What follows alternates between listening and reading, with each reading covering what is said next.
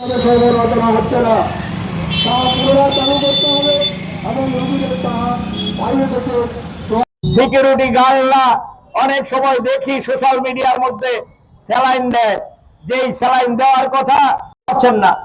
এটা অদ্ভুত নৈরাজ্য গোটা রাজ্য জুড়ে।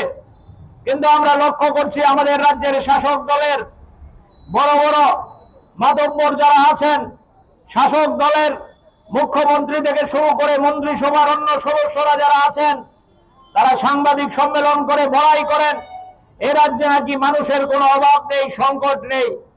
এ রাজ্য নাকি আজকে জিবি হাসপাতাল থেকে নাকি কাউকে রেফার হয়ে রাজ্যের বাইরে যেতে হয় না, কোন রোগীকে জাতি চিকিৎসার অভাবে নাকি আজকাল মরতে হয় না।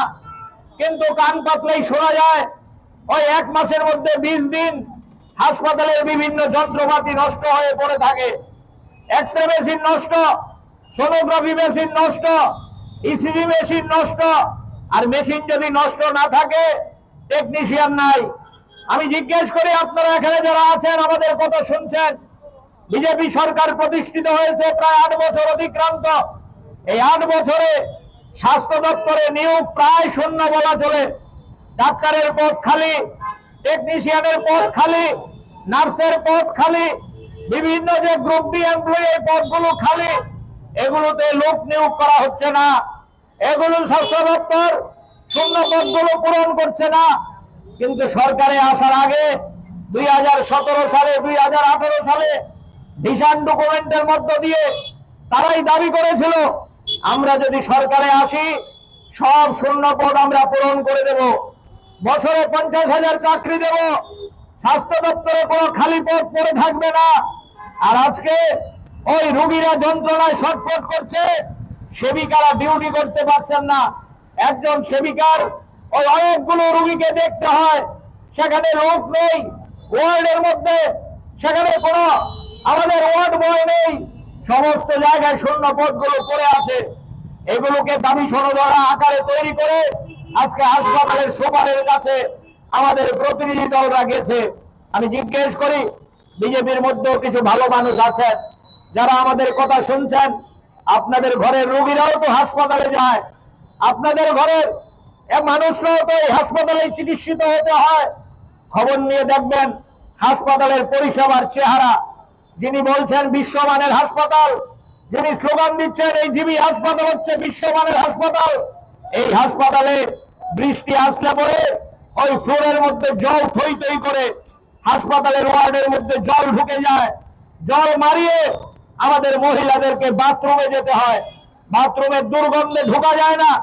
সুলভের এমপ্লয়ি যারা আছে, প্রাইভেট সংস্থা যারা হাসপাতাল পরিষ্কারের দায়িত্বে আছে, মাসের পর মাস তাদেরকে মজুরি দেওয়া হয় না, তারা কাজে কোনো উৎসাহ পায় না, হাসপাতাল পরিষ্কার হয় না, নর্দমার গন্ধে রুমাল চাপা দিয়ে হাসপাতালে থাকা যায় না। কিন্তু সরকার বাজিমাত করছে, বাজার গরম করছে, এটা নাকি বিশ্বমানের হাসপাতাল। যেই হাসপাতালে বৃষ্টিতে ওয়ার্ডের মধ্যে জল ঢুকে যায়, যেই হাসপাতালের ইমার্জেন্সি ওয়ার্ডের মধ্যে সেলাই করার জন্য সুতা পাওয়া যায় না, বাজার থেকে কিনতে হয়, এই হাসপাতাল নাকি বিশ্বমানের।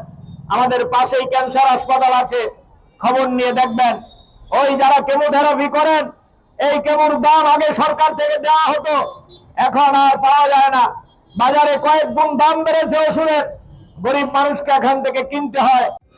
আগরতলা বাগবাড়ি স্থিত মনোরম পরিবেশে একটি অনন্য college, Rajarshi college of education and skill.